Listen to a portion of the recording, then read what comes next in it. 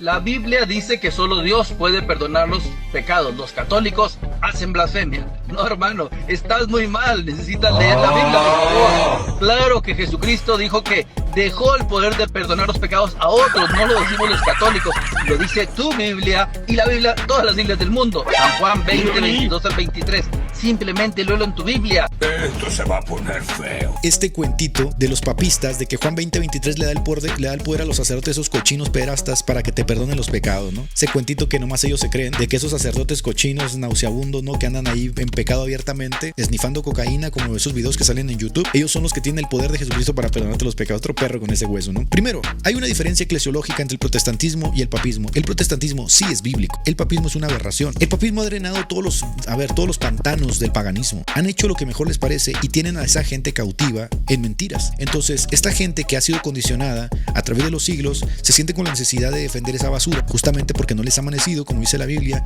El enemigo los tiene tan atados que no permite que les resplandezca la luz del evangelio. El entendimiento de atar y desatar. Ellos dicen que el cura puede atarte si no te perdona los pecados, porque tiene el poder de la iglesia, y desatarte a través de la confesión, ¿no? Básicamente tú vas con el cura a un cuartito oscuro, él te va a decir Ave María Purísima y tú le tienes que contestar sin pecado concebida, y luego te va a pedir que le sueltes toda la sopa, ¿no? ¿Por qué? Porque él es el que tiene el poder de liberarte de esa carga, así que él es el que te va a perdonar. Este es el punto álgido de la discusión entre protestantes y católicos. Recuerden, nosotros no estamos en contra de la confesión, estamos en contra de esa mamarrachada. Mientras los católicos establecieron un principio sobre una cabeza, los protestantes lo entendieron como una responsabilidad mutua de todos los creyentes.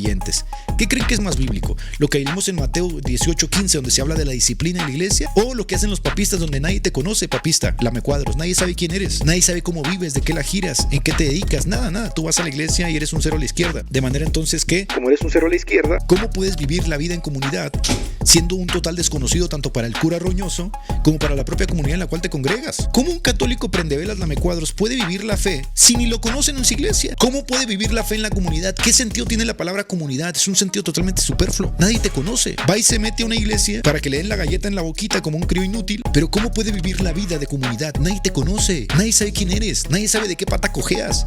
No hay una confesión en comunidad. No hay una limpieza en comunidad. Tienes que ir a meterte a un cuartito oscuro con el padre gay, con el padre fiducha, para que te perdone tus cochinadas. Porque no hay realmente esa confesión en comunidad como la estableció Jesucristo, en donde si no te arrepientes al frente de la comunidad, eres expulsado de la comunidad. Y vemos este ejemplo una y otra vez.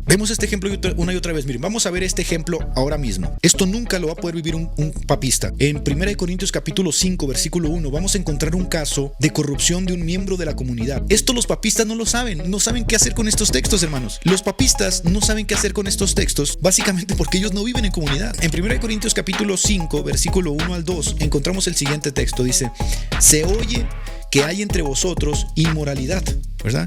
Y una inmoralidad tal como no existe ni siquiera entre los gentiles, al extremo de que alguno de ustedes tiene la mujer de su padre. En lugar de entristecerse para que ese sea expulsado en medio de vosotros, estáis arrogantes.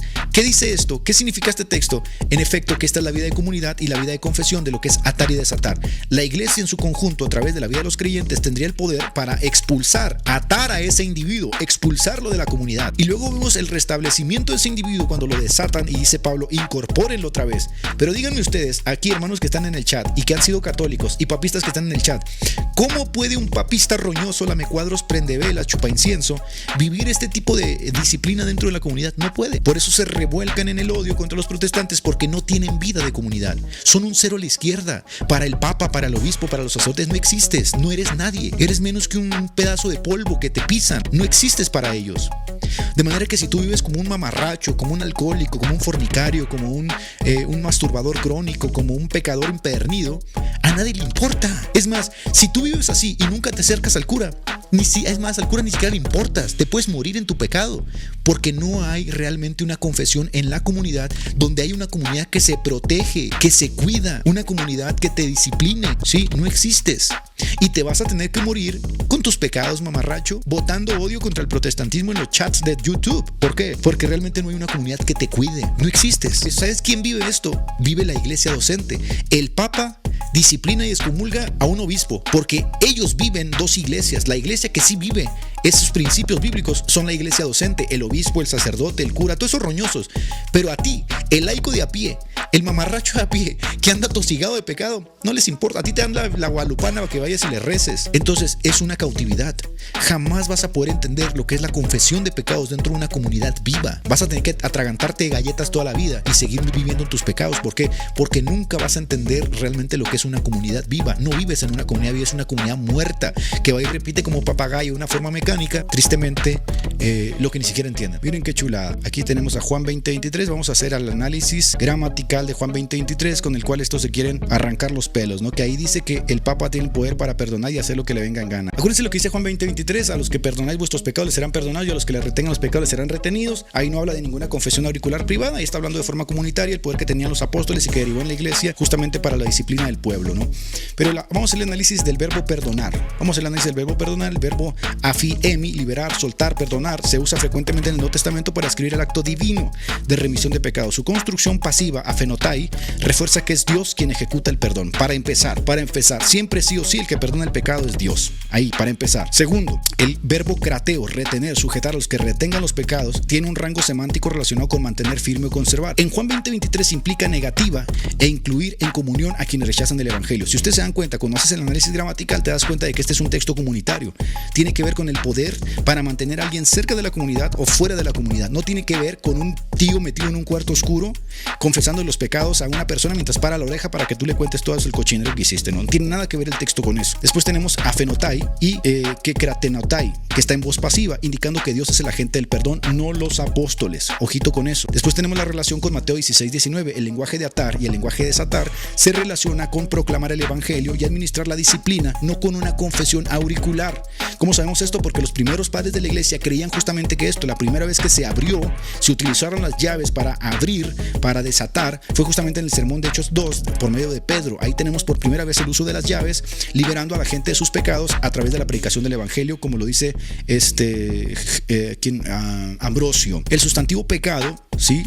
En plural, en el verso de Juan 20:23, sugiere un enfoque colectivo, no individual, contrastando con la idea de confesión auricular. Estamos tratando 20:23 de Juan. El enfoque de Juan 20:23 es colectivo, no es individual. Habla del perdón colectivo, como se vivió en las iglesias primitivas y como se vive hoy en el mundo evangélico y protestante. Jamás habla de ir a cuchillarle en la oreja a un sacerdote gay, pederasta, tus pecados con la idea de que él te va a perdonar porque él tiene el poder. El soplo que reciben en Efesén evoca Génesis 2:7 y señala la misión de proclamar vida en Cristo, no en un sacramento. Es decir, vuelvo y repito, el entendimiento protestante y el paradigma protestante es que Cristo es la cabeza, la iglesia es el cuerpo, y en esta forma colectiva de vivir la fe, por la autoridad y el poder de Cristo, la iglesia tiene justamente las llaves para atar y desatar en su conjunto, no de una forma individual, un tío ahí parado en un cuarto oscuro perdonando pecados. Lucas 24:47, el arrepentimiento y el perdón serán predicados. Esto es lo que dice Lucas 24:47, lo cual tiene que ver justamente con lo que decía Ambrosio, de que la primera vez que se utilizaron las llaves fue justamente cuando Pedro predicó el mensaje del evangelio y permitió que todas esas 3,000 personas vinieran a formar parte del cuerpo de Cristo. Así que debe entenderse en este marco, no como una confesión auricular. Nada tiene que ver la confesión auricular aquí. Después tenemos el verbo pempombiar, indica una misión representativa para proclamar la reconciliación, lo cual está en perfecto contexto con Corintios, que dice que nosotros hemos venido a ser reconciliadores de Dios y los hombres. ¿Cómo podemos utilizar ese poder de las llaves como iglesia en su conjunto, reconciliando a los hombres a través del evangelio? Y es a lo que nosotros hemos sido llamados. De hecho, Pablo dice, nos ruega que le digamos a los hombres reconciliados con Dios. Esto no tiene nada que ver con una confesión auricular. Vuelvo y repito, toda la intertextualidad de la escritura nos demuestra que esta es una basura papista.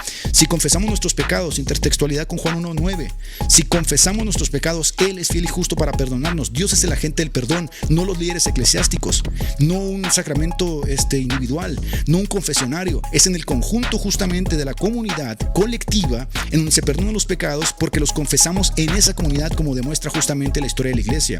El verbo recibir enfatiza que los discípulos reciben el Espíritu Santo para proclamar el evangelio, no para instituir la confesión auricular. Por eso no hay confesión auricular en el Nuevo Testamento. Esto es un invento terrible del papismo, y así desmontamos toda esta basura papista.